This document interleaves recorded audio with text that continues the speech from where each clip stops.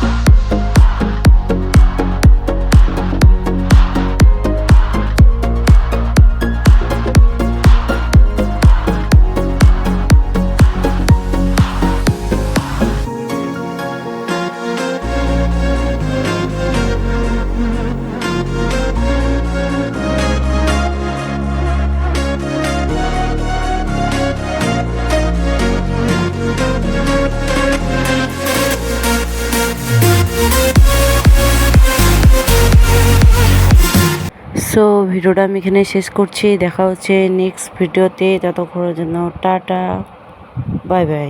দেখা হচ্ছে।